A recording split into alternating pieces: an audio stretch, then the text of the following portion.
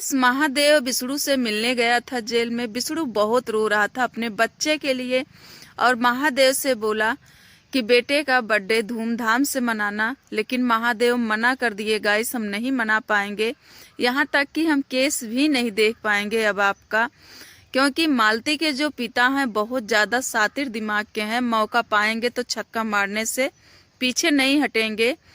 तो इसीलिए न तो हम केस देख पाएंगे, न तो आपके बच्चे का मैं बर्थडे मना पाऊंगा। तो आइए गाइस, आज मैं इसी मुद्दे पे कुछ जरूरी बात करते हैं। क्यों महादेव इस तरीके से बात किया बिष्णु से? नहीं करना चाहिए था ना, क्योंकि मालती के पिता से तो उनकी बनती है, तो फिर क्यों ऐसे बोले कि मालती के पिता शातिर दिमाग के हैं। तो सबसे पहले मैं आप सबका स्वागत करते हैं अपने उत्तर प्रदेश निशा सिंह के चैनल पे। तो कैसे हैं गाइस? आप सब अच्छे ही होंगे। तो गाइस, जैसे कि आप लोग जानते हैं कि 3 फरवरी को युवराज का बर्थडे है और बर्थडे बहुत ही धूमधाम से मनाया जाएगा, जो कि उनकी मौसी मना रही हैं। जिनके पास बच्चा है वही मौसी मना रही हैं और चैनल से पैसा भी आ गया है गाइस। लेकिन महादेव बर्थडे मनाने से इनकार कर दिए। बर्थडे तो मनाएंगे गाइस, अपने घर पे मनाएंगे, केक काटेंगे, मतलब अच्छे से वो भी मनाएंगे, लेकिन बच्चा नहीं रहेगा उनका, युवराज नहीं रहेगा। अब क्यों नहीं रहेगा युवराज? महादेव का कहना है कि युवराज को अगर हम अपने पास लेकर आते हैं, खुदा ना खास्ता कुछ भी युवराज को होता है, तो युवराज का नाना कोई भी कसर नहीं छोड़ेंगे मुझे फंसाने में। अगर मुझे वो फंसा देंगे तो मेरी इतनी बड़ी फैमिली कौन देखेगा? ये महादेव का कहना है गाइस। तो कहीं ना कहीं महादेव का कहना भी ठीक है, क्योंकि गाइस मालती के पिताजी वास्तविक में बहुत ही शातिर दिमाग के इंसान हैं, बहुत ज़्यादा ये शातिर हैं। गाइस, आप लोग देखे होंगे कि जब मालती की लड़ाई चल रही थी और मालती अर्जुन के साथ फरार हो गई थी, शादी हो गई थी, कैसे भी मतलब कुल मिला अर्जुन के पास थी, उस समय निरहु भी बिष्णु के ही साथ था। निरहु से भी मालती बोली थी कि मेरी और अर्जुन की शादी करवा दो, मैं और अर्जुन साथ रहूंगी, नहीं तो तुझे भी फंसा दूंगी। ये निरहु बिष्णु के चैनल में खुद बोला था। लेकिन गाइस देखिए किस तरीके से ये लोग लास्ट में बिष्णु को ही फंसा दिए, जो कि मालती के पिता खुद ये शब्द बोले थे कि एक बार भाग कर वो बिष्णु के साथ गई तो उसे तो लौट करके आई तो हमने घर में हलने दिया, लेकिन अब दोबारा अगर वो घर छोड़ी है तो अब उसे हम घर में भी हलने नहीं देंगे। जो हमारे गांव के आरी बगल का है, हमें मुंह दिखाना दिक्कत हो रही, हम किसी को मुंह नहीं दिखा पा रहे हैं, इतना सर में आ रही है।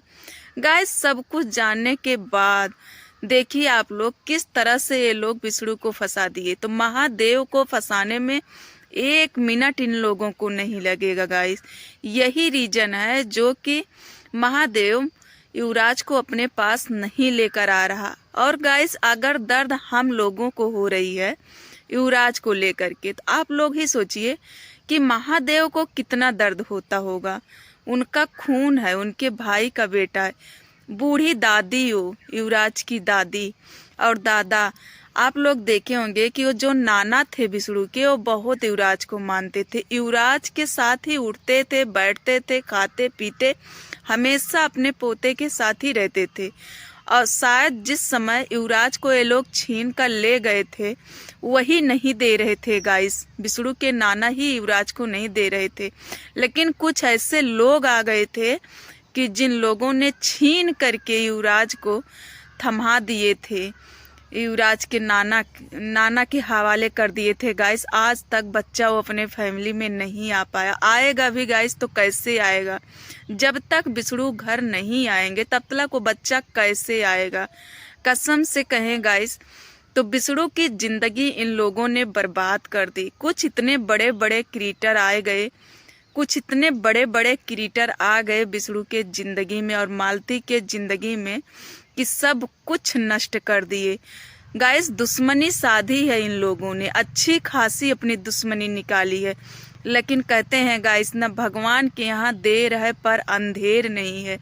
तो ऐसा देख लीजिए गाइस, किसी को इस समय सुकून से रोटी नहीं तोड़ रहा। अगर बिष्णु के जिंदगी में लोग जहर घोले ना तो सुकून से हैं भी नहीं, खुश अपने फैमिली में वो भी नहीं है। लेकिन अपना किसको दिखता है गाइस, हमेशा गैरों का तो ही दिखता है। तो बिसड़ू की ज़िंदगी इन लोगों ने अच्छे से ख़राब कर दी। रही बात महादेव की गाइस, तो केस नहीं देखेंगे। तो एक बात बता दें गाइस, बहुत पुरानी कहावत है, बिगड़े भाई न बिगड़े बंद, बिगड़े बैर न रोपे कंद। गाइस बिगड़ने पर कोई किसी का नहीं होता है। यहाँ पे कोई राम नहीं बनकर बैठा, ना कोई लक्ष्मण ना भरत है। यहाँ पे अब भाई जैसे पहले वाले भाई नहीं रहे कि एक भाई फंसा है तो दूसरा भाई अपना जान का बाजी लगा देगा। गाइस महादेव तभी तक लड़ेगा जब तक बिसड़ू का कुछ भी प्रॉपर्टी महादेव के पास है। जिस दिन वो खत्म हो जाएगी उस दिन महादेव केस लड़ने से मना कर देगा। नहीं तो आप लोग देख लीजिएगा, अगर बिसड़ू जेल से नहीं आए साल खाड़ तो महादेव मना कर देगा और नहीं लड़ेगा केस, और केस भी नहीं लड़ेगा गाइस, और सब कुछ समाप्त हो जाएगा। अभी तक तो बिसड़ू के नाम ना तो खेती है ना तो बारी है, कुछ ऐसी चीज़ तो नहीं है ना कि जो कि पुश्तैनी चीज हो। वही थी बिसड़ू के पास जो कि वो कमाए थे, तो महादेव उसे लड़ाई में ही खत्म कर देंगे। तो युवराज क्या लेगा, ठेंगा लेगा, कुछ भी नहीं बचेगा, तो कुछ देगा भी नहीं। और अपने हिस्से में से कोई भी चाचा नहीं देता है बच्चे को, कोई भी नहीं देता है। जो भी देता है उसके पिता का ही जायदाद उसको मिलती है। तो गाइस युवराज के नाना युवराज की ज़िंदगी ऐसे नाश कर रहे हैं जैसे करना नहीं चाहिए। आप लोग सोच रहे होंगे कि हम बार बार एक ही बात क्यों उठा रहे हैं, लेकिन गाइस क्या करें, हर मुद्दे में ये बात आ ही जाता है कि मालती के पिता युवराज की ज़िंदगी को चौपट कर रहे हैं। ऐसे चौपट कर रहे हैं जिस तरह से बिसड़ू ठोकर खा करके इतना बड़ा हुआ था, उसी तरह युवराज को भी ठोकर खाना लिखा है। ये लोग युवराज को पढ़ाएंगे भी नहीं, क्योंकि पैसा नहीं है, सिर्फ गुंडा बनाने का विचार है। ये बोली कि मेरा गाइस आइएगा, आप लोग आशीर्वाद दीजिएगा ताकि मेरा बाबू पढ़ ले, मेरा बाबू बड़ा होकर के गुंडा बने। गाइस अब से इतने छोटे बच्चे से अब से मन में विचार है कि मेरा बाबू छोटा गुंडा बने। बताइए गाइस कौन सी संस्कार दी जा रही है उस बच्चे को। लेकिन कर भी क्या सकता है, कोई कुछ भी नहीं कर सकता। अगर कर सकता है तो सिर्फ महादेव कर सकते हैं, जो कि मालती के पिता करने नहीं देंगे। मालती के पिता कुछ भी नहीं करने देंगे गाइस, एकदम नष्ट कर देंगे। बिसड़ू की ज़िंदगी तो नष्ट हो ही गई, युवराज की जो बची है वो भी नष्ट होने वाली है, बहुत जल्द नष्ट हो जाएगी। तो गाइस अब आज की वीडियो हमारी यहीं तक है, फिर मिलेंगे अगले वीडियो में, तब तक के लिए बाय बाय।